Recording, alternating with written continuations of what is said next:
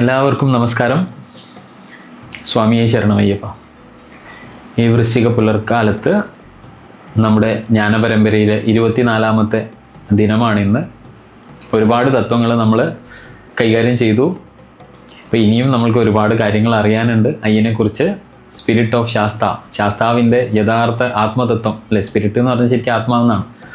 അപ്പോൾ ആ സ്പിരിച്വാലിറ്റി, അപ്പം ആ ആത്മതത്വത്തെ അറിയാനുള്ള ഒരു യാത്രയിലാണ് നമ്മളെല്ലാവരും.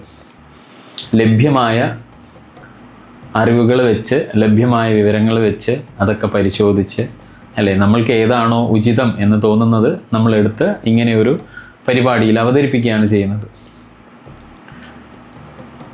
ഏവർക്കും ഒരിക്കൽ കൂടെ സ്വാഗതം. ഓം വന്ദേ ഗുരുപാദദ്വന്ദ്വം അവാങ്മാനസഗോചരം രക്തശുക്ലപ്രഭാമിശ്രം ഹതൈർക്യം ത്രൈപുരം മഹാ. ഓം ശ്രീ ഗുരുഭ്യോ നമഃ. ഹരിഃ ഓം.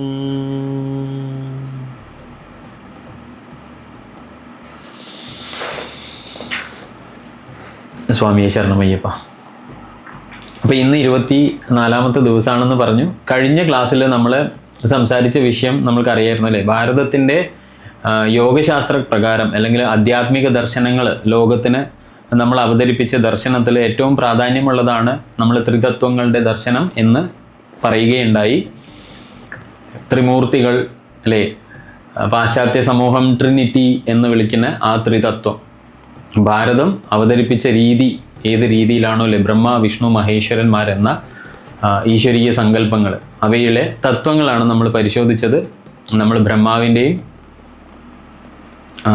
ശിവൻ്റെയും തത്വങ്ങൾ പരിശോധിച്ചു. ഇന്ന് നമ്മൾ വിഷ്ണുവിൻ്റെ തത്വം പരിശോധിക്കുമെന്നാണ് പറഞ്ഞിട്ടുണ്ടായിരുന്നത്. അത് പ്രകാരം നമ്മൾ ഇന്ന് വിഷ്ണു തത്വം. ഇപ്പോൾ വിഷ്ണു തത്വത്തെക്കുറിച്ച് സംസാരിക്കുമ്പോൾ പ്രപഞ്ചത്തിനെ തന്നെ നിലനിർത്തുന്ന ശക്തികളെ, അതായത് പ്രപഞ്ചം നിലനിർത്തുന്ന ഒരുപാട് ശക്തിവിശേഷങ്ങളുണ്ട് എന്ന് നമുക്കറിയാലോ. ആ ശക്തിവിശേഷങ്ങളെ നിലനിർത്തുന്ന ഒരു തത്വം, അതായത് പ്രപഞ്ചം ഈ രീതിയിൽ ഒരേ താളത്തിൽ എല്ലാ വസ്തുക്കളും നിലനിർത്തുന്നത് ചില ശക്തിവിശേഷങ്ങളാണ്. ആ ശക്തിവിശേഷങ്ങളെ നിലനിർത്തുന്ന അടിസ്ഥാന തത്വമാണ് ശരിക്കും വിഷ്ണു. അങ്ങനെയാണ് വിഷ്ണുവിനെ ഋഷീശ്വരന്മാർ ചിത്രീകരിച്ചിട്ടുള്ളത്. വിഷ്ണു തത്വം ശരിക്കും ദ്രവ്യത്തെ, അതായത് ഇന്ദ്രിയ ഗോചരമായ വസ്തുക്കളെയാണ് നമ്മൾ മാറ്റർ എന്ന് വിളിക്കുന്നത്.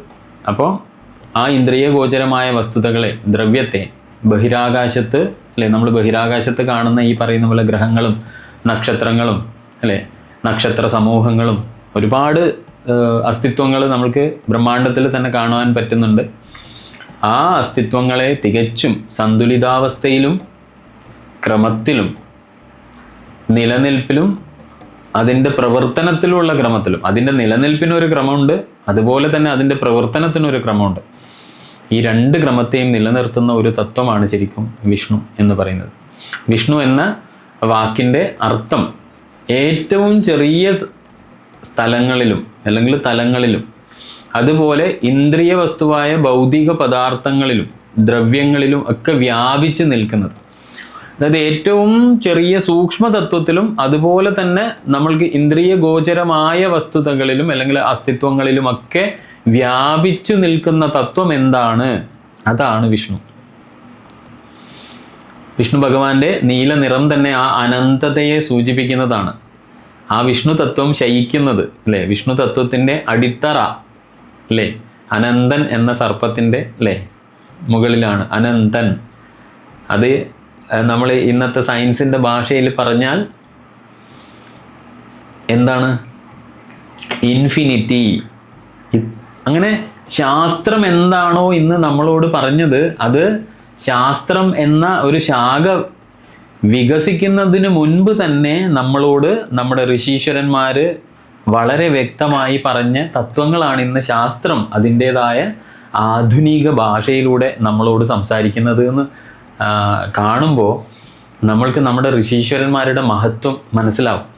അത് മനസ്സിലാക്കാതിരിക്കാൻ, അല്ലെങ്കിൽ വരുന്ന തലമുറയിൽ നിന്ന് അവരുടെ സ്വത്വത്തെ, എന്താണോ അവരുടെ അസ്തിത്വം, ഋഷീശ്വരന്മാർ പകർന്നു തന്ന അല്ലെങ്കിൽ പകർന്നു നൽകിയ ആർഷ ജ്ഞാന പാരമ്പര്യത്തിൻ്റെ വക്താക്കളായ നമ്മളെ പോലെയുള്ള ഈ ആധുനിക തലമുറയെ മനപൂർവം ഈ ഒരു പാരമ്പര്യത്തിൽ നിന്ന് അല്ലെങ്കിൽ പരമ്പരയിൽ നിന്ന് വേരറുക്കുകയാണ് ആംഗലേയ വിദ്യാഭ്യാസം അല്ലെങ്കിൽ പാശ്ചാത്യ വിദ്യാഭ്യാസവും വൈദേശിക അധിനിവേശമൊക്കെ ഈ നാടിനോട് ചെയ്ത ഏറ്റവും വലിയ ക്രൂരത.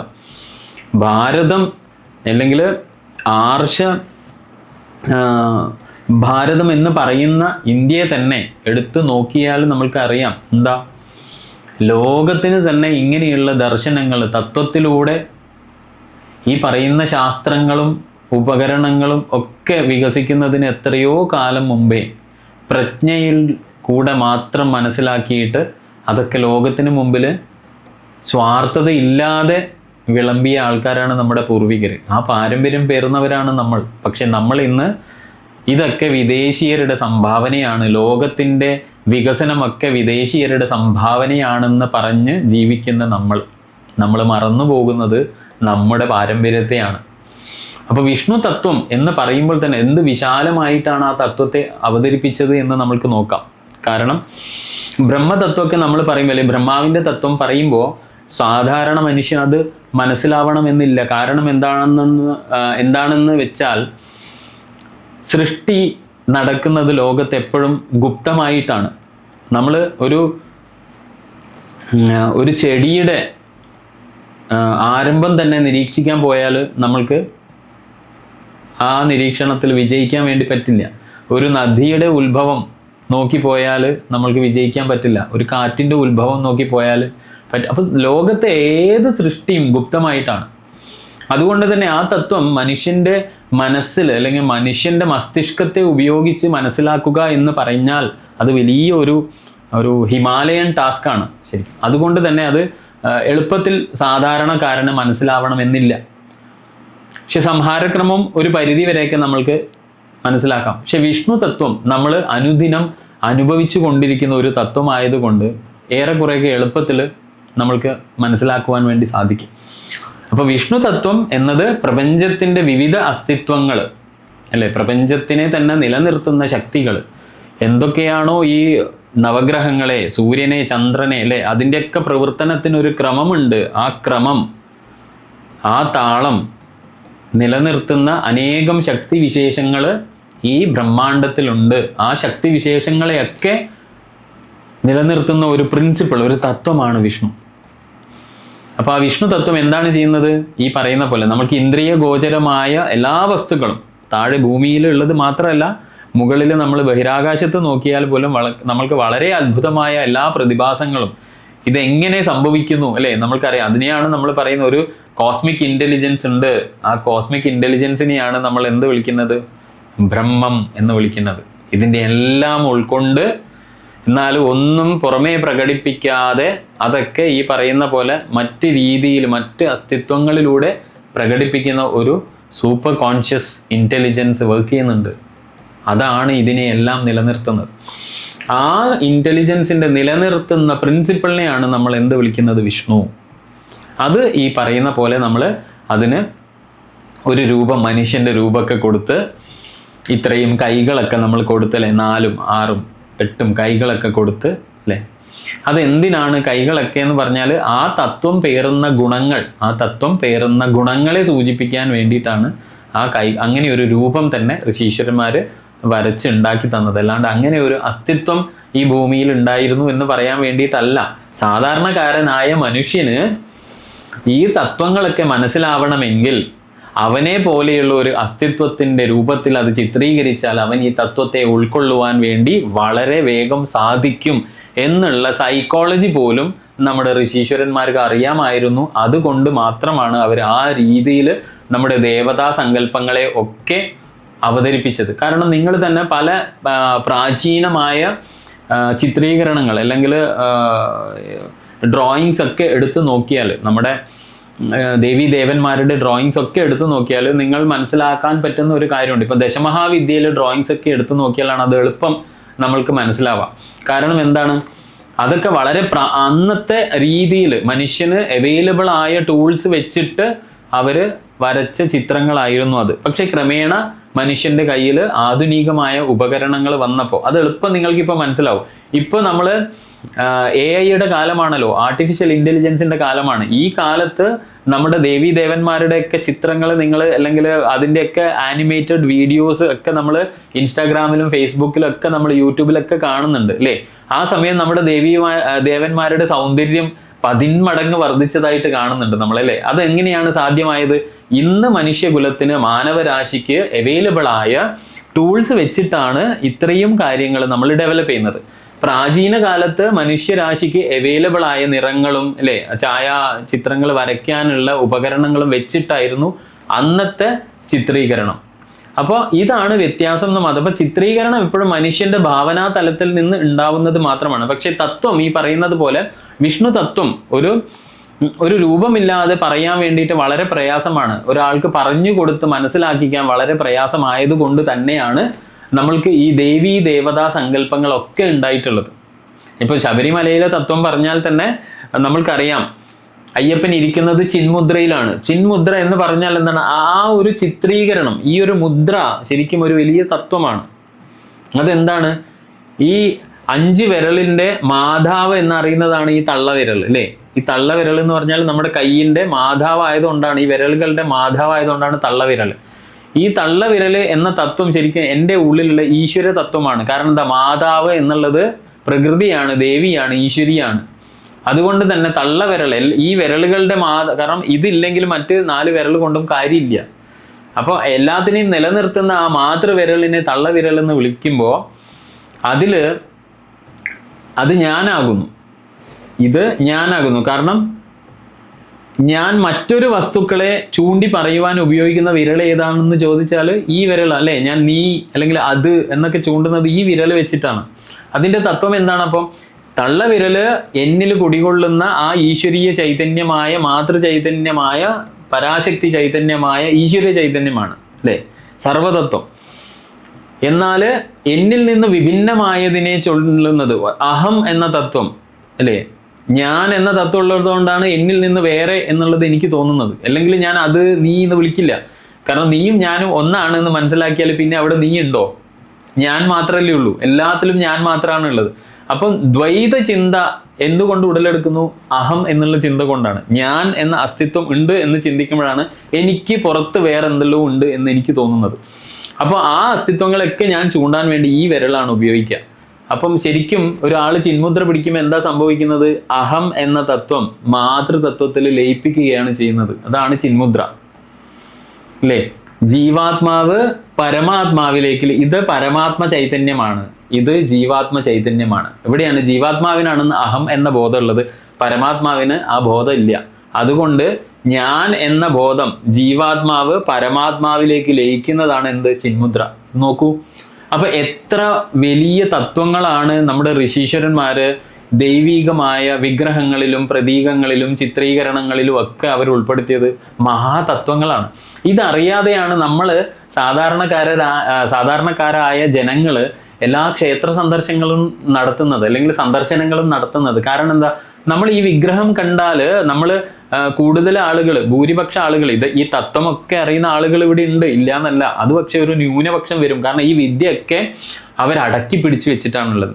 ഭൂരിഭാഗം എന്താണ് പറയാന്ന് പറഞ്ഞാൽ ഇതൊക്കെ ഇങ്ങനെ പഠിച്ചാൽ മാത്രമേ, അല്ലെങ്കിൽ ഇന്ന കുലത്തിലുള്ള ആളുകൾക്ക് മാത്രമേ ഇതൊക്കെ വിധിച്ചിട്ടുള്ളൂ എന്ന് പറഞ്ഞിട്ട് പൗരോഹിത്യ സമൂഹവും ഇപ്പം ഈ പറയുന്ന പോലെ ഓരോ കൾട്ട് ഉണ്ടല്ലോ, ആ കൾട്ടൊക്കെ പ്രത്യേകമായ വിദ്യ അവരുടേതെന്ന് മാത്രമാക്കി കൈയടക്കി വെച്ചതിൻ്റെ പരിണിത ഫലമായിട്ടാണ് സാധാരണക്കാരൻ ഈ വിദ്യയൊക്കെ നിഷേധിക്കപ്പെട്ടത്.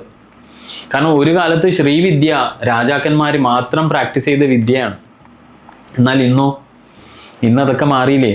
ഇന്ന് ശ്രീവിദ്യ എനിക്കും നിങ്ങൾക്കും താല്പര്യം ഉണ്ടെങ്കിൽ ഒരു ഗുരുനാഥനെ കണ്ടെത്തി, ഗുരുനാഥന് അത് ബോധ്യമായി കഴിഞ്ഞാൽ ഞാനും നിങ്ങളും ഒക്കെ ശ്രീവിദ്യ പാരമ്പര്യത്തിലേക്ക് എത്തും. പരമോന്നത വിദ്യയാണ് ശ്രീചക്രത്തിന്റെ വിദ്യ. ആ ശ്രീചക്രത്തിന്റെ വിദ്യ പഠിച്ച ആളുകളെയാണ് അങ്ങനെ പഠിച്ച രാജാക്കന്മാരെയാണ് ചക്രവർത്തികൾ എന്ന് വിളിച്ചത്. ചക്രവർത്തി, ചക്രത്തിൽ വർത്തിക്കുന്നവൻ. ഏത് ചക്രത്തിൽ? ശ്രീചക്രത്തിൽ. അപ്പോൾ അങ്ങനെ പറഞ്ഞു വരുന്നത് എന്താണെന്ന് പറഞ്ഞാൽ, ഈ വിദ്യകളൊക്കെ നമ്മളിൽ നിന്ന് എടുത്തു മാറ്റിയത് എന്തുകൊണ്ടാണ്? പൗരോഹിത്യ സമൂഹം എന്ന് പറഞ്ഞ ഒരു സമൂഹം ഇതിൻ്റെ ഇടയിൽ വളർന്നു വന്നത് കൊണ്ടാണ്. നമ്മുടെ ദർശനങ്ങളിൽ ഇല്ലാത്ത ഒരു സമൂഹം വളർന്നു വന്നു. കാലക്രമേണത്തിലാണ് അത് ഉണ്ടായത്. കാരണം എന്തുകൊണ്ടാണെന്ന് പറഞ്ഞാൽ, വിദേശ ആധിപത്യം വന്ന സമയത്ത് ഇവിടുത്തെ വിദ്യാഭ്യാസ സമ്പ്രദായങ്ങൾ അട്ടിമറിക്കപ്പെട്ടു. അതിൻ്റെ ഫലമായിട്ട് ഗുരുകുല വിദ്യാഭ്യാസ സമ്പ്രദായങ്ങൾ തികച്ചും നമ്മുടെ ഇടയിൽ നിന്ന് മാറ്റപ്പെട്ടു. വൈദേശിക വിദ്യാഭ്യാസം അന്നത്തെ കാലത്ത് സാമ്പത്തികമായി ഉയർന്ന ആളുകൾക്ക് മാത്രം വിധിക്കപ്പെട്ടതായി. അതുകൊണ്ട് തന്നെ ഭാരതത്തിൻ്റെ ഭൂരിഭാഗം ജനവിഭാഗവും വിദ്യാഭ്യാസ മേഖലയിൽ നിന്ന് അകന്നു. അങ്ങനെ നമ്മുടെ ഇടയിൽ നിരക്ഷരർ ഉണ്ടാവാൻ തുടങ്ങി. ഈ നിരക്ഷരരെ ചൂഷണം ചെയ്യാൻ വേണ്ടിയിട്ട് ഒരു വിഭാഗം ഉയർന്നു വന്നതാണ് ഭാരതത്തിലെ പൗരോഹിത്യ സമൂഹം. കാരണം അവർ മാത്രം ഈ പൂജാതി കർമ്മങ്ങളും തത്വങ്ങളും വേദങ്ങളും ഒക്കെ പഠിച്ച് അവരിലൂടെ മാത്രമേ ഈ ഈശ്വരീയ വിദ്യകൾ അല്ലെങ്കിൽ ഈശ്വരൻ്റെ സന്നിധിയിലേക്ക് അല്ലെങ്കിൽ ഈശ്വരീയ തലത്തിലേക്ക് ഉയരാൻ പാടുള്ളൂ അല്ലെങ്കിൽ പറ്റുകയുള്ളൂ എന്നുള്ള ഒരു അവസ്ഥയിലേക്ക് അവർ നമ്മളെയൊക്കെ കൈ പിടിച്ചു കൂട്ടിക്കൊണ്ടുപോയി. പക്ഷെ ഇന്ന് കാലം മാറി വരികയാണ്. സമൂഹ മാധ്യമം എന്നുള്ള ഒരു വലിയ സാധ്യത നമ്മുടെ മുൻപിൽ തുറന്നു തന്നത് കൊണ്ട് നമ്മൾക്ക് എന്ത് സാധിച്ചു? ഇതൊക്കെ ലോകത്തിൽ എല്ലാവരിലേക്കും എത്തിക്കാനുള്ള ഒരു വലിയ വാതായനമാണ് ഈശ്വരി നമ്മൾക്ക് വേണ്ടിയിട്ട് തന്നിട്ടുള്ളത്. കാരണം അതുകൊണ്ട് തന്നെയാണ് ഈ ഒരു പ്ലാറ്റ്ഫോം ഉപയോഗിച്ചിട്ട് തന്നെ ഈ വിദ്യകളൊക്കെ പരമാവധി ജനങ്ങളിലേക്ക് എത്തിക്കണമെന്ന് നമ്മളെ പോലെയുള്ള ആളുകൾ തീരുമാനിക്കുന്നത്. അപ്പോൾ ഈ പ്രപഞ്ചത്തിലെ ഈ തത്വം, ഈ പ്രപഞ്ചത്തിലെ വിവിധ അസ്തിത്വങ്ങൾ അല്ലേ, അത് ഒരു ശരീരങ്ങളാക്കി മാറ്റുന്നതിനുള്ള ഒരു വ്യാപനം, സൂക്ഷ്മമായി ഗ്രഹണം ചെയ്യൽ. വിഷ്ണു എന്ന തത്വം എന്താണെന്ന് പറഞ്ഞാൽ, പ്രപഞ്ചത്തിലെ വിവിധ അസ്തിത്വങ്ങൾ അല്ലെങ്കിൽ ശരീരങ്ങൾ, ആ ശരീരങ്ങൾ മാറ്റുന്നതിന് വേണ്ടിയിട്ട്, ആ അസ്തിത്വങ്ങളെ ഓരോ ശരീരങ്ങളാക്കി മാറ്റുന്നതിൽ, ആ മാറ്റിയതിന് ശേഷം അത് എല്ലാ ശരീരത്തിലും വ്യാപിച്ചു നിൽക്കുന്ന, എല്ലാ ശരീരങ്ങളെയും സൂക്ഷ്മമായി ഗ്രഹണം ചെയ്തിരിക്കുന്ന, അല്ലെങ്കിൽ എല്ലാ ശരീരങ്ങളിലും എല്ലാ അസ്തിത്വങ്ങളിലും വ്യാപനം ചെയ്തിരിക്കുന്ന, ഇതിൻ്റെയൊക്കെ വ്യതിചലനങ്ങളും ഇതിൻ്റെയൊക്കെ പ്രവൃത്തിയിലും ഇതിൻ്റെയൊക്കെ കർമ്മങ്ങളിലും വ്യാപിച്ചിരിക്കുന്ന ഒരു തത്വമായിട്ടാണ് ശരിക്കും വിഷ്ണു തത്വത്തെ ഋഷീശ്വരന്മാർ ലോകത്തിന് വേണ്ടിയിട്ട് അവതരിപ്പിച്ചിട്ടുള്ളത്. ഇപ്പം പരസ്പരം കൂട്ടിയിടിക്കാതെയും തകരാതെയും അവയെ സമനിലയിൽ നിർത്തുന്ന ഒരു ക്രമം, അതാണ് വിഷ്ണു അല്ലേ. നമുക്കറിയാം, ഇപ്പോൾ ആകാശത്ത് എത്രയോ ഗ്രഹങ്ങളും നക്ഷത്രങ്ങളൊക്കെ ഭ്രമണം ചെയ്യുന്നുണ്ട്. ആ ഭ്രമണം ചെയ്യുന്ന അസ്തിത്വങ്ങൾ പരസ്പരം ആകർഷിക്കപ്പെടാതിരിക്കാനും അവ തമ്മിൽ കൂട്ടിയിടിച്ച് തകരാതിരിക്കാനും ഒക്കെ ഒരു തത്വം പ്രവർത്തിക്കുന്നുണ്ട്. ഈ പ്രപഞ്ചത്തെ നിലനിർത്തുന്ന ഈ തത്വത്തെയാണ് നമ്മൾ വിഷ്ണു എന്ന് വിളിക്കുന്നത്. പ്രപഞ്ചത്തിൻ്റെ ഇന്ദ്രിയ വസ്തുവായ ഭൗതിക പദാർത്ഥമാണ് നമ്മൾ നേരത്തെ പറഞ്ഞ ദ്രവ്യം എന്ന് പറഞ്ഞത്. അപ്പോൾ ആ ദ്രവ്യം പ്രപഞ്ചത്തിൻ്റെ വിവിധ ഘടകങ്ങളായി വേർതിരിക്കുന്നതിന് വിഷ്ണു തത്വം എന്ന് സൂചിപ്പിക്കുന്നു. വിവിധ ഘടകങ്ങളുണ്ട്. അപ്പം നമ്മൾ ബ്രഹ്മാണ്ടത്തിൽ നോക്കിയാൽ തന്നെ, ശരീരം എടുത്ത് നോക്കിയാൽ തന്നെ, എവിടെ പ്രപഞ്ചം എടുത്ത് നോക്കിയാൽ ഇതൊക്കെ പരസ്പര പൂരിതമായിട്ടാണ് വർത്തിക്കുന്നത്. വിവിധ പാർട്സ് ആയിട്ട് അല്ലെങ്കിൽ വിവിധ ഘടകങ്ങളായിട്ട്. നമ്മളിപ്പോൾ ശരീരം തന്നെ എടുത്താൽ ഒരുപാട് ഇന്റേണൽ ഓർഗാൻസിൻ്റെ ഒരു കൂട്ടമാണ് ശരീരം. അപ്പം വിവിധങ്ങളായ ഘടകങ്ങൾ ഉപയോഗിച്ച് ഒരു അസ്തിത്വത്തെ കൂട്ടിയിണക്കി കൊണ്ടുപോവുകയാണ്. ഇപ്പം പ്രപഞ്ചം നോക്കിയാലും അങ്ങനെയാണ് അല്ലേ. രാവ് പകല് സൃഷ്ടിക്കുന്നത് വ്യത്യസ്ത ഘടകങ്ങളാണ്. സൂര്യൻ, ചന്ദ്രൻ എന്നുള്ള വ്യത്യസ്ത ഘടകങ്ങൾ. ഭൂമിയിൽ ജീവൻ നിലനിൽക്കാൻ തന്നെയുള്ള കാരണം എന്താണ്? സൂര്യചന്ദ്രന്മാർ അതിൻ്റെ ക്രമം കൃത്യമായി നിലനിർത്തുന്നത് കൊണ്ടാണ്, അവരവരുടെ ക്രമം. അപ്പം ഇങ്ങനെ പ്രപഞ്ചത്തിലെ ഇന്ദ്രിയ വസ്തുവായ അല്ലെങ്കിൽ പ്രപഞ്ചത്തിൻ്റെ എല്ലാ അസ്തിത്വങ്ങളെയും ഘടകങ്ങളാക്കി വേർതിരിക്കുന്നതിനെയും ആ വേർതിരിച്ചതിൻ്റെ ഉള്ളിൽ വ്യാപിച്ചിരിക്കുന്നതും അവയുടെ വ്യതിചലനം, അവയുടെ പ്രവർത്തനങ്ങൾ ഇതൊക്കെ കൺട്രോൾ ചെയ്യുന്നതും അവയെ സൂക്ഷ്മമായി ഗ്രഹണം ചെയ്തിരിക്കുന്നതും ആയ തത്വത്തെയാണ് നമ്മൾ വിഷ്ണു തത്വം എന്ന് വിളിക്കുന്നത്. അതുകൊണ്ട് തന്നെ വിഷ്ണുവിന് എന്താണ് പേര്? ഹരി. ഹരി എന്ന് പറഞ്ഞാൽ ചുമക്കുന്നത്, കെയർ ചെയ്യുന്നത്, ബെയർ ചെയ്യുന്നത്. കൈവശം വെക്കുന്നയാളെ ഹരി എന്ന് വിളിക്കും. വാഹകൻ, വഹിച്ചു കൊണ്ടുപോകുന്നയാൾ എന്നീ പേരുകൾ ഹരി. അപ്പോൾ പ്രപഞ്ചത്തിൻ്റെ അവസ്ഥ പരിഗണിക്കാതെ വിഷ്ണു അങ്ങനെ പ്രപഞ്ചത്തെ സുസ്ഥിരമായി നിലനിർത്തുന്നു. വിഷ്ണു തത്വം എന്താണ്? ഏത് അവസ്ഥയിലും അവസ്ഥയല്ല പ്രാധാന്യം, നിലനിർത്തുക എന്നുള്ളതാണ് പ്രാധാന്യം. അതാണ് വിഷ്ണു തത്വം. അപ്പം ഒരു അളവും രൂപവും ഇല്ലാതെ സൂക്ഷ്മമായി ലയിച്ചുകൊണ്ട് വിഷ്ണു തത്വം അത്തരം പ്രവൃത്തികൾ നിർവഹിക്കുന്നു. ബ്രഹ്മാണ്ടത്തിലും നമ്മുടെ ശരീരത്തിലും എവിടെയായാലും അതിൻ്റെ അവസ്ഥ പരിഗണിക്കാതെ അതിനെ നിലനിർത്തുക എന്ന ദൗത്യം അല്ലെങ്കിൽ എന്ന കർമ്മം എങ്ങനെ നിർവഹിക്കുന്നു? ഇപ്പം ഞാൻ എന്ന് പറയുന്ന എൻ്റെ ഈ രൂപത്തിൽ വിഷ്ണു തത്വമുണ്ട്, പക്ഷെ നിങ്ങൾക്ക് അത് ദർശിക്കാൻ സാധിക്കില്ല. സൂക്ഷ്മമായിട്ടാണ് ആ തത്വം എന്നിൽ പ്രവർത്തിക്കുന്നത്. എൻ്റെ ഓരോ സെല്ലിലും അത് പ്രവർത്തിക്കുന്നുണ്ട്, എൻ്റെ ഓരോ കോശങ്ങളിലും അത് പ്രവർത്തിക്കുന്നുണ്ട് അല്ലേ? എൻ്റെ ഉള്ളിലുള്ള പ്രോട്ടോൺ, ന്യൂട്രോൺ, ഇലക്ട്രോണിൻ്റെ ക്രമങ്ങൾ അല്ലെ, ഊർജം ഉൽപ്പാദിപ്പിക്കുന്നതിന് ഒരു പ്രോസസ്സ് ഉണ്ട്. ആ പ്രോസസ്സിനെ നിലനിർത്തുന്നു. ഞാൻ ഈ ക്ലാസ് ഇപ്പൊ എടുക്കുന്ന സമയത്ത് തന്നെ എൻ്റെ ശ്വാസോച്ഛ്വാസം നിലനിർത്തുന്നു. ഇങ്ങനെ നിലനിർത്തുന്ന ഒരുപാട് ക്രമങ്ങൾ അണ്ടർടേക്ക് ചെയ്യുന്ന ആള് അല്ലെങ്കിൽ ആ തത്വത്തെ വിഷ്ണു സൂക്ഷ്മമായിട്ടാണ് ഇയാൾ പ്രവർത്തിക്കുക. നമുക്ക് അയാളെ കണ്ണുകൊണ്ട് കാണാൻ പറ്റില്ല.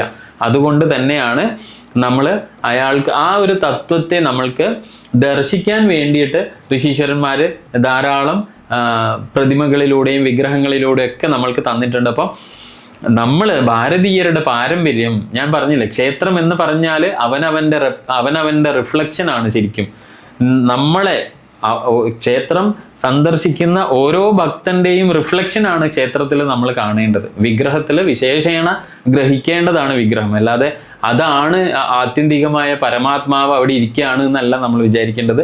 പരമാത്മാവിങ്കിലേക്കുള്ള യാത്രയിൽ ഞാനും നിങ്ങളും അനുഷ്ഠിക്കേണ്ട കാര്യങ്ങൾ, ഞാനും നിങ്ങളും മറന്നു പോവാതിരിക്കേണ്ട തത്വങ്ങൾ, ഇതൊക്കെ നമ്മളെ ഓർമ്മപ്പെടുത്തുന്ന ഒരു കണ്ണാടിയാണ് ശരിക്കും ക്ഷേത്രം അല്ലേ? ക്ഷയാത്രായതേ അല്ലെ? നമ്മൾ ഇതൊക്കെ മറന്ന് ഒരു ക്ഷയാവസ്ഥയിൽ ജീവിച്ചുകൊണ്ട് പോകുമ്പോൾ ആ ക്ഷയത്തിൽ നിന്ന് എന്നെ രക്ഷിക്കുന്ന കേന്ദ്രമാണ് ശരിക്കും എന്ത്? ക്ഷേത്രം. അതുകൊണ്ട് തന്നെയാണ് പഴയ കാലത്ത് രാജാക്കന്മാര് ക്ഷേത്രങ്ങളിലാണ് അവരുടെ ട്രഷറി അല്ലേ? അവരുടെ ക്ഷയാവസ്ഥയിൽ നിന്ന് അവരുടെ രാജ്യത്തിൻ്റെ സമ്പത്ത് തേച്ചും സൂക്ഷിക്കുന്ന ഒരു സ്ഥലം. നിങ്ങൾ ചരിത്രമൊക്കെ വായിച്ചിട്ടുണ്ടാവില്ലേ? ഗുജറാത്തിൽ സോമനാഥ ക്ഷേത്രമാണ് ഭാരതത്തിൽ അന്ന് കാലത്ത് അല്ലെ ആധുനിക ഭാരതത്തിൽ ഏറ്റവും അധികം കൊള്ളയടിക്കപ്പെട്ട ക്ഷേത്രം. വിദേശ ശക്തികൾ, ഈ പറയുന്ന അറബികളും മുഗളന്മാരും ഒക്കെ വന്ന് എത്രയോ തവണ ആ ക്ഷേത്രത്തിൽ അവർ വരുന്നത് തന്നെ ഖൈബർ ചുരം വഴി അവർ വരുന്നത് തന്നെ അവിടുത്തെ സമ്പത്ത് കൊള്ളയടിക്കാൻ വേണ്ടിയിട്ടായിരുന്നു. അപ്പം ക്ഷേത്രം പഴയ കാലത്തെ ആളുകൾക്ക് നമ്മളെ ക്ഷയത്തിൽ നിന്ന് രക്ഷിക്കുന്ന ഇടമായിരുന്നു. ഇന്ന് നമ്മൾ അന്ധവിശ്വാസത്തിൽ പോയി അവിടെ ഈശ്വരൻ ഉണ്ടെന്ന് എന്താ പറയുക, അന്ധമായി വിശ്വസിക്കുകയാണ്. ഈശ്വരൻ, ഭാരതത്തിൻ്റെ ഈശ്വര സങ്കല്പം ഒരിക്കലും കല്ലിലും ഒരു സ്ഥായിയായി ഇരിക്കുന്നതല്ല. സകല ചരാചരങ്ങളിലും വസിക്കുന്ന തത്വമാണ് ഈശ്വരൻ. അത് എൻ്റെ ഉള്ളിലും വിളങ്ങുന്നു. പക്ഷെ അത് ബ്രഹ്മാണ്ടത്തിൽ നിന്ന് ഈശ്വര തത്വത്തെ ആഗിരണം ചെയ്യുകയോ അല്ലെങ്കിൽ സാക്ഷാത്കരിക്കുകയോ ചെയ്യുന്നതിനേക്കാൾ ഏറ്റവും എളുപ്പമാണ് ബ്രഹ്മാണ്ടത്തിൻ്റെ തന്നെ ഒരു പതിപ്പായ അവൻ്റെ ഉള്ളിൽ ഈശ്വരനെ തിരയുന്നത് എന്നാണ് ഭാരതം ലോകത്തിനോട് പറഞ്ഞത്. ഈശ്വരനെ തേടി നമ്മൾ പുറത്തേക്ക് നോക്കുന്നതിനേക്കാൾ എത്രയോ എളുപ്പമാണ് അവൻ്റെ ഉള്ളിൽ ഈശ്വരനെ ദർശിക്കുക എന്നുള്ളത്. അതിനു വേണ്ടിയിട്ടാണ് ഒരു മിറർ എന്ന നിലയിൽ, ഒരു കണ്ണാടി എന്ന നിലയിൽ നമ്മൾക്ക് ക്ഷേത്രം എന്ന സങ്കല്പം. ക്ഷേത്രം തന്നെ ശരിക്കും എന്താണ്? ദേവന്റെ ശരീരമാണ്. ശരിക്കും ഒരു മനുഷ്യ ശരീരം എങ്ങനെയാണ് അതുപോലെയാണ് ക്ഷേത്രത്തിൻ്റെ സൃഷ്ടി അല്ലെങ്കിൽ പ്ലാന്. ആഗമശാസ്ത്രങ്ങൾ പരിശോധിച്ചാൽ നിങ്ങൾക്ക് കാണാൻ പറ്റും. കഴുത്ത്, ദേവന്റെ കാൽപാദം എവിടെ, ദേവന്റെ കാൽമുട്ടുകൾ എന്താണ് ക്ഷേത്രത്തിൽ, ദേവന്റെ എന്താ പറയുക കുണ്ടലിനി ചക്രം ഏതാണ്, അതുപോലെ തന്നെ സ്വാധിഷ്ഠാനത്തിൽ ഏത് ഭാഗമാണ് ക്ഷേത്രത്തിൽ ദേവന്റെ സ്വാധിഷ്ഠാനം, അങ്ങനെ ശ്രീകോവിൽ ഏത് ഭാഗമാണ് ദേവശരീരത്തിൻ്റെ. അപ്പോൾ ഇതൊക്കെ പറയുന്നത് വളരെ ശാസ്ത്രീയമായിട്ട് നമ്മളിത് കഴിഞ്ഞ ക്ലാസ്സിൽ ചർച്ച ചെയ്തതാണ്. അതുകൊണ്ട് കൂടുതൽ ഇങ്ങോട്ട് പോകുന്നില്ല. അപ്പോൾ എന്തായാലും ഇവിടെ ഇപ്പം നമ്മൾ പരിശോധിച്ചത് ത്രിതത്വത്തിൽ ത്രിമൂർത്തികളിലെ പുരുഷപരമായ ചൈതന്യത്തെ നമ്മളിപ്പോൾ ഇവിടെ നോക്കി. പുരുഷപരമായ ചൈതന്യം എന്ന് പറയുമ്പോൾ ബ്രഹ്മാവ്, വിഷ്ണു, മഹേശ്വരന്മാർ. എന്താണ് ഈ തത്വം? ഭാരതത്തിൻ്റെ ഋഷീശ്വരന്മാർ നമ്മൾക്ക് പറഞ്ഞു തന്നത് എന്താണ് എന്നുള്ളത് നമ്മൾ പരിശോധിച്ചു. ഇനി നമ്മൾ നോക്കാൻ പോകുന്നത് ഭാരതം ലോകത്തിനോട് പറഞ്ഞ അടുത്ത പ്രധാനപ്പെട്ട തത്വമാണ്. എന്താണ്? മാസ്കുലനായ എനർജിക്കോ എൻറ്റിറ്റിക്കോ മാത്രം ഈ ലോകത്തെ നിലനിർത്തുവാൻ വേണ്ടി സാധിക്കില്ല അല്ലേ? അച്ഛന് മാത്രം മക്കളെ നിലനിർത്തുവാൻ വേണ്ടി സാധിക്കുമോ എന്ന് ചോദിച്ചാൽ ഇല്ല. അച്ഛന് മാത്രം ഒരു കുഞ്ഞിനെ സൃഷ്ടിക്കാൻ പറ്റുമോ എന്ന് ചോദിച്ചാൽ ഇല്ല. കാരണം അവിടെ സ്ത്രൈണ ശക്തിയും കൂടെ ആവശ്യമാണ്. സ്ത്രീ എന്ന ശക്തി, പ്രകൃതി, അല്ലെ, പുരുഷനും പ്രകൃതിയും ചേർന്നാലാണ് പ്രപഞ്ചം. അപ്പോൾ ഈ പ്രപഞ്ചതത്വം എല്ലാ ചരാചരങ്ങളിലും ആവശ്യമുള്ളതാണ്, അല്ലെങ്കിൽ അത് ഒഴിച്ചുകൂടാനാവാത്തതാണ്. അതുകൊണ്ട് തന്നെയാണ് അല്ലേ ഭാരതത്തിൻ്റെ സങ്കല്പം തന്നെ എന്താണ്? സ്ത്രീ സദാ പുരുഷനുമായി ചേർന്നിരിക്കേണ്ടവളാണ്, അല്ലെങ്കിൽ പുരുഷനും സ്ത്രീയും എന്നും ഒന്നിച്ച് വർത്തിക്കേണ്ടതാണ്. ഭൂമിയിലെ എല്ലാ മാസ്കുലിൻ എൻറ്റിറ്റിയുടെയും കൂടെ അതിൻ്റെ ഫെമിനിൻ എൻറ്റിറ്റി ഉണ്ടാവേണ്ടതാണ്, അല്ലേ? അപ്പോൾ ഇവിടെ നമ്മൾ ത്രിതത്വം പരിശോധിക്കുമ്പോൾ ഇതേ ത്രിതത്വത്തിലുള്ള സ്ത്രൈണപരമായ അല്ലെങ്കിൽ ഫെമിനിൻ ഡിവൈനിറ്റീസ് അല്ലെങ്കിൽ ഡിവിനിറ്റീസ് ആരൊക്കെയെന്നും കൂടെ നമുക്ക് പരിശോധിക്കാം. അപ്പോൾ പഞ്ചഭൂതാത്മകമായ പ്രവർത്തനങ്ങൾക്ക് പ്രവർത്തിക്കാൻ കുറച്ച് അടിസ്ഥാനം അല്ലെങ്കിൽ ഉറവിടങ്ങൾ ആവശ്യമാണ്. ഏതൊരു കാര്യം ഉണ്ടെങ്കിലും ഈ പറയുന്ന പോലെ നേരത്തെ പറഞ്ഞ പുരുഷ തത്വങ്ങൾ നിലനിർത്തുക എന്ന് പറഞ്ഞാൽ തന്നെ എന്താ, നിലനിർത്താൻ വേണ്ടിയിട്ട് ഒരു അടിത്തറ ആവശ്യമാണ്, അല്ലേ? നിലനിർത്തണമെങ്കിൽ ഒരു അടിസ്ഥാന ആവശ്യമല്ലേ? ഒരു ഉറവിടം, ഒരു കുടുംബത്തിനെ നിലനിർത്തുക എന്ന് പറഞ്ഞാൽ എന്താണ്? അതിനൊരു എന്താ പറയുക, ഒരു സോഴ്സ്, ഒരു സ്രോതസ് വേണം, അല്ലേ? അതാണ് ഫാമിലിയുടെ ഇൻകം. അത് ജനറേറ്റ് ചെയ്യുന്ന ആൾ മിക്കവാറും എന്താണ്, അതിനെയാണ് എന്താ പറയുക, ഗൃഹനാഥൻ അല്ലെങ്കിൽ ഗൃഹനാഥ എന്നൊക്കെ പറയുന്നത്. അപ്പം അതുപോലെ തന്നെ പ്രപഞ്ചത്തിലും എന്ത് വേണം? ഈ പറയുന്ന പുരുഷതത്വങ്ങൾ, പുരുഷതത്വങ്ങളിലൂടെ പ്രപഞ്ചം നിലനിർത്തുന്നത് പഞ്ചഭൂതാത്മകമായ പ്രവർത്തനങ്ങളിലൂടെയാണ്. ആ പഞ്ചഭൂതാത്മകമായ പ്രവർത്തനങ്ങൾ പ്രവർത്തിക്കാൻ വേണ്ടിയിട്ട് നമ്മൾക്ക് കുറച്ച് അടിസ്ഥാനപരമായ ഉറവിടങ്ങൾ ആവശ്യമാണ്, അല്ലേ?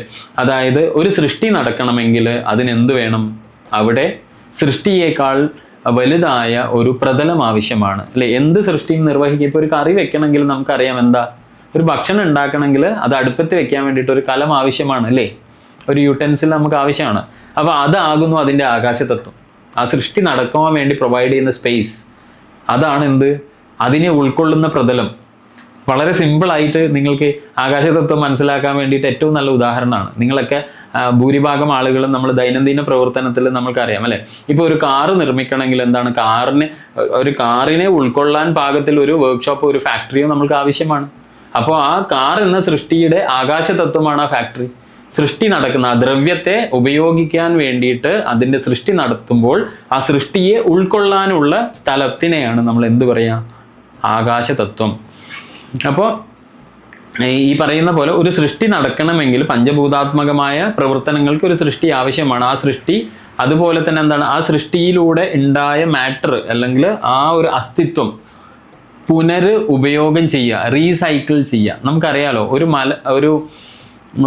വെണ്ടക്ക ചെടി, അല്ലേ? എങ്ങനെയാണ് ആദ്യം അത് സൃഷ്ടി നടക്കുന്നു, അതിനെ ഉൾക്കൊള്ളാനുള്ള കാര്യങ്ങളൊക്കെ ഭൂമിയിൽ നിന്ന്, അല്ലെ, വളമായും വെള്ളമായും വെളിച്ചമായും ഒക്കെ കൊടുത്ത്, അതിനെയാണ് പഞ്ചഭൂതാത്മകമായ പ്രവർത്തനങ്ങൾ എന്ന് പറയാം. അങ്ങനെ കൊടുത്തതിന് ശേഷം അത് പൂക്കുന്നു, അല്ലെ, പരാഗണം നടക്കുന്നു, പിന്നെ അത് കായ്ക്കുന്നു. കായ്ച്ചതിന് ശേഷം എന്താണ്, അത് നമ്മൾ പ്ലക്ക് ചെയ്തെടുക്കും, അല്ലേ? അവിടെ എന്താണ് ചെയ്യുക, ആ ഒരു സൃഷ്ടിയെ നമ്മൾ എടുത്തു, ഇനി പുനരുപയോഗം നടക്കണം. അതിനെയാണ് അടുത്ത സൃഷ്ടിക്ക് വേണ്ടിയിട്ട് എന്താണ്, ഒരു ക്രിയേറ്റ് ചെയ്ത സാധനത്തിനെ അവിടുന്ന് മാറ്റി കൊടുക്കണം, അല്ലേ? ഒരു പഴുത്തില വീണാലാണ് അടുത്ത പച്ചിലാക്കി അവിടെ സ്ഥാനമുള്ളൂ. അതുപോലെ തന്നെയാണ് പ്രപഞ്ചത്തിലും. നമ്മൾ ഇന്നുണ്ടെങ്കിലും നമ്മൾ വഴിമാറി കൊടുക്കണം അടുത്ത തലമുറയ്ക്ക് വേണ്ടിയിട്ട്. അടുത്ത ഒരാൾ ഇവിടെ വരണമെങ്കിൽ നമ്മളും ഇന്ന് ഈ കാണുന്ന ഒരു വിഭാഗം മാറി കൊടുക്കണം. എന്തിനും അങ്ങനെ തന്നെയാണ്. അപ്പോൾ അതിനെയാണ് നമ്മൾ മരണം എന്നുള്ളത്. ഭാരത മരണത്തെ ഒരിക്കലും സങ്കടകരമായ അവസ്ഥയായിട്ട് ചിന്തിച്ചിട്ടേയില്ല. ഭാരതത്തിന് അറിയാമായിരുന്നു, ഋഷീശ്വരന്മാർക്ക് അറിയാമായിരുന്നു. കാരണം ഈ പ്രപഞ്ചം നിലനിൽക്കുന്നത് ഈ തത്വത്താലാണ്. കാരണം അത് വെറും ഒരു വഴി മടങ്ങൽ മാത്രമാണ്, അല്ലേ? പുനരുപയോഗം ചെയ്യാനുള്ള ഒരു പോയിന്റിൽ നമ്മൾ എത്തുന്നു, വീണ്ടും അത് അടുത്ത ക്രിയേഷനായിട്ട് മാറുന്നു. അതാണ് പുനരഭിജനനം, പുനരഭിമരണം. അപ്പോൾ അതിനെയാണ് നമ്മൾ എന്ത് വിളിക്കുന്നത്, ലയം അല്ലെങ്കിൽ സംഹാരം എന്നൊക്കെ നമ്മൾ വിളിക്കുന്നത്. അതിൻ്റെ ആ ഒരു പുനരുപയോഗം ചെയ്യുന്ന ലയാവസ്ഥ. പിന്നെ എന്താണ്, ഈ പറയുന്ന പോലെ ഈ സൃഷ്ടി നടന്നു കഴിഞ്ഞാൽ ഇതിനെ ലയിപ്പിക്കുന്നതിന് മുമ്പ് ഇത് നിലനിർത്തുക എന്നുള്ളൊരു പ്രോസസ്സ് ഉണ്ട്. നിലനിർത്തുക, നമ്മൾ നേരത്തെ പറഞ്ഞ വിഷ്ണു തത്വം, അല്ലേ? അപ്പം ഈ 3 ദൈവികമായ പ്രവർത്തനങ്ങൾ നടത്തണമെങ്കിൽ അതിന് ഒരു പിന്തുണ ആവശ്യമാണ്. ഇതൊക്കെ ചെയ്യാൻ വേണ്ടിയിട്ട് ഒരു പിന്തുണ ആവശ്യമാണ്. അപ്പം യുഗങ്ങളിലായിട്ട് ഇന്ത്യൻ സാംസ്കാരികതയും അല്ലെങ്കിൽ ഭാരതീയ സാംസ്കാരികത അല്ലെങ്കിൽ ഭാരതീയ നാഗരികത സമൂഹത്തിൻ്റെ ഒക്കെ പ്രവർത്തനത്തെയും സാമൂഹിക ക്രമത്തെയും വഹിച്ച പങ്കുകളെ കുറിച്ചുള്ള ഒരു വിശകലനം നമ്മൾ ചെയ്താൽ ഇന്ത്യൻ മനസ്സിൽ അല്ലെങ്കിൽ നമ്മുടെ ഭാരതീയമായ ഒരു ചിന്താവിശേഷം അല്ലെങ്കിൽ ചിന്താധാര എന്നൊക്കെ നമുക്ക് വിളിക്കാം. അത് നാഗരികത നിലനിർത്തുവാനുള്ള ജോലി ചെയ്യുന്നവരായിട്ട് പുരുഷന്മാരെ കണക്കാട്ടും. അതായത് ഞാൻ നേരത്തെ പറഞ്ഞ പോലെ ഒരു ഫാമിലി അല്ലെങ്കിൽ ഒരു സംസ്കാരത്തെ നിലനിർത്തുവാൻ വേണ്ടി അത്യധ്വാനം ചെയ്യുന്ന ആളുകൾ പുരുഷപ്രജയായിരിക്കും കൂടുതലും. ഇപ്പം സ്ത്രീകൾ ജോലി ചെയ്യുന്നില്ല എന്നല്ല, അതായത് ബ്രെഡ് വിന്നിങ് ആൾക്കാർ കൂടുതലും, അല്ലെങ്കിൽ ഗോ ഗെറ്റേഴ്സ് അല്ലേ, പ്രപഞ്ചത്തിലേക്ക് പോയി അല്ലെങ്കിൽ ചുറ്റുപാടുകളിലേക്ക് പോയി അവൻ്റെ കുടുംബത്തിന് വേണ്ട കാര്യങ്ങൾ ശേഖരിച്ചു വരുന്ന ഒരു ആളുകൾ ആണ് ശരിക്കും പുരുഷന്മാരെ ആയിട്ട് പുരാതന ഭാരതത്തിൽ അല്ലെങ്കിൽ ഇന്ത്യൻ നാഗരികതയിലൊക്കെ നമ്മൾ കൂടുതലായിട്ട് കണ്ടുവരുന്നത്. ഈ ജോലി സംഭവിക്കുന്നതിന് അടിസ്ഥാനം സ്ത്രീകളുടെ ഒരു സ്രോതസ് അല്ലെങ്കിൽ ഉറവിടങ്ങളുടെ ദാതാക്കൾ അല്ലെങ്കിൽ ഈ സ്രോതസ്സിനെ നിയന്ത്രിക്കുന്ന സംവിധാനമായിട്ട് നിലനിർത്തിയത് സ്ത്രീകളെയാണ്. അതായത് പുരുഷന് ഈ പറയുന്ന ജോലി വളരെ ഭംഗിയായി നിർവഹിക്കാൻ വേണ്ടിയിട്ട് ആ പ്രോസസ്സിന് വേണ്ടിയിട്ട്, അതായത് പുരുഷന് ഈ പറയുന്ന ജോലികളൊക്കെ ചെയ്ത് അവൻ്റെ ജീവിതത്തിൽ അല്ലെങ്കിൽ അവൻ്റെ സമൂഹത്തെ അവൻ്റെ കുലത്തെ നിലനിർത്തുവാൻ വേണ്ടി ദാതാക്കളായി വസിച്ച ആൾക്കാർ അല്ലെങ്കിൽ ആ സ്രോതസ്സിനെ നിയന്ത്രിക്കുന്ന ഒരു സംവിധാനമായി വസിച്ചത് ശരിക്കും സ്ത്രീകളാണ്. ഇതിനൊക്കെ വേണ്ട അടിസ്ഥാന പിന്തുണകൾ കൊടുക്കുന്നത് സ്ത്രീയാണ്. അപ്പോൾ സ്ത്രീ പുരുഷ ബന്ധം എന്ന് പറഞ്ഞാൽ തന്നെ പരസ്പര പൂരകമാണ്. ശരിക്കും അന്യോന്യം സഹകരിച്ചു പോകുന്ന, ഇന്ന് നമ്മൾ കാണുന്ന ഫെമിനിസ്റ്റ് ചിന്താഗതിയോ അല്ലെങ്കിൽ സമത്വ ദർശനമോ ഒന്നല്ല ഭാരതത്തിൻ്റെത്. കാരണം ഭാരതത്തിന് പറയാനുള്ളത് സമത്വമല്ല ശരിക്കും. അല്ല, ഇന്നിപ്പോൾ ലോകം മുഴുവനും അടി ചെയ്യുന്നത് സ്ത്രീ പുരുഷനുമായിട്ട് ഒരേപോലെ നിൽക്കണം എന്നാണ്. പക്ഷെ ഭാരതം ലോകത്തോട് പറഞ്ഞത് സമത്വ സിദ്ധാന്തമല്ല. ഇവർ രണ്ടുപേരും രണ്ട് ശരികളാണ്. ഈ രണ്ട് ശരികളും കൂടിയാൽ മാത്രമേ പ്രപഞ്ചം നിലനിൽക്കുള്ളൂ എന്നാണ്. 50-50 അല്ല പറഞ്ഞത്. രണ്ടാളുകളും കംപ്ലീറ്റ് ആണ് അവരവരുടെ സ്പിയറിൽ. ലോകം ഇന്ന് പറയുന്നത് 50-50 എന്നാണ്. ഭാരതം പറയുന്നത് രണ്ടും പൂർണ്ണരാണ്.